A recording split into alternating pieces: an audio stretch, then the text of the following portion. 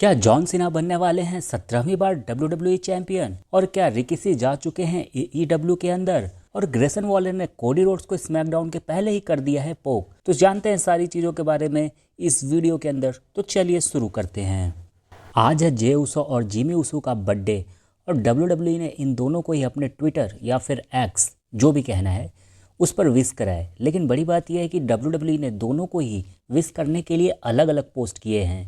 इसके पहले ऐसा होता नहीं था क्योंकि दोनों टैग टीम पार्टनर थे, तो WWE भी एक ही पोस्ट में अपना काम चला लेती थी। लेकिन चूंकि अब दोनों अलग अलग हैं, सिंगल अपना रन कर रहे हैं, WWE को भी अब थोड़ी एक्स्ट्रा मेहनत करनी पड़ रही है और अलग अलग पोस्ट करना पड़ रहा है। लेकिन हमें ये भी पता है कि ज़्यादा दिनों तक अब ये अलग अलग रहने नहीं वाले हैं, क्योंकि अब ओजी ब्लड लाइन जब बनेगी तो इन दोनों को आखिरकार वापस रीयूनियन करना ही है। लेकिन बस बात यह है कि कितनी देर में ये करेंगे, जिमी उसो का कब रिटर्न होगा और कब और किस तरह से इनका आपस में रीयूनियन होता है, ये देखने वाली बात होगी। तो बढ़ते हैं अगले अपडेट की तरफ, जो कि है जे उसो के बर्थडे से ही रिलेटेड। जी हाँ, जे उसो के बर्थडे पे रिया रिप्ली ने उन्हें बर्थडे विश करा है। अपने इंस्टाग्राम स्टोरी पर उन्होंने जे उसो के लिए हैप्पी बर्थडे पोस्ट लिखा और जे उसो ने भी इसका रिप्लाई दिया है, और काफ़ी स्ट्रेंज तरीके से। बस उन्होंने दो बड़ी बड़ी आंखें लगा दी हैं, ऐसे कि जैसे कि जे उसो को भी काफ़ी सरप्राइज़ है कि रिया रिप्ली उन्हें कैसे विश कर दी। लेकिन हम फैंस को तो पता है कि इनका कुछ न कुछ तो चल रहा है, क्योंकि जब पिछले हफ्ते रॉ में टेरर ट्विन पे अटैक हुआ था, यानी कि रिया रिप्ली और डेमिन प्रीस्ट के ऊपर, तो भी वहाँ पे पूरे जो फैंस थे वो जे उसो के चैंट्स लगा रहे थे। लेकिन WWE जे उसो को फ्यूड में डालेगी नहीं रिया रिप्ली और डेमिन प्रीस्ट के साथ, क्योंकि अब जे उसो की मंजिल है ओजी ब्लड लाइन में जाना।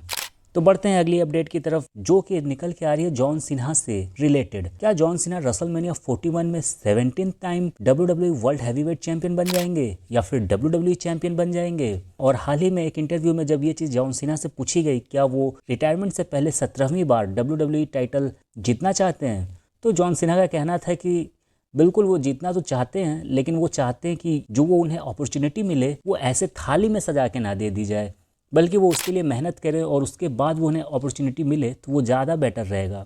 तो बढ़ते हैं अगली अपडेट की तरफ। मौरो रोनाल्डो वापसी कर रहे हैं। कौन है ये मौरो रोनाल्डो?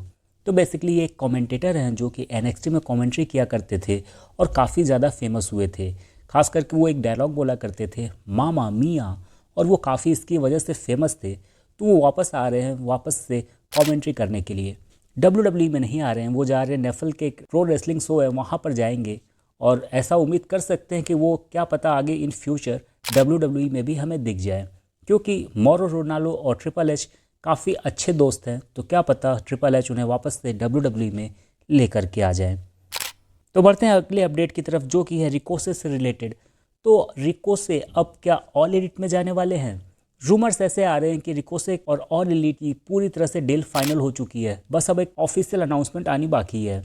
तो ये भी एक अच्छा है रिकोसे के लिए कि अब वो ऑल एलिट में जा रहे हैं, वहाँ पर उन्हें अच्छी बुकिंग मिले, अच्छे मैचेस मिले, क्योंकि WWE में रिकोसे को इतनी अच्छी बुकिंग मिली नहीं थी और इतने अच्छे मैचेस नहीं मिलते थे, जिसकी वजह से वो ऑल एलिट में मूव करे हैं।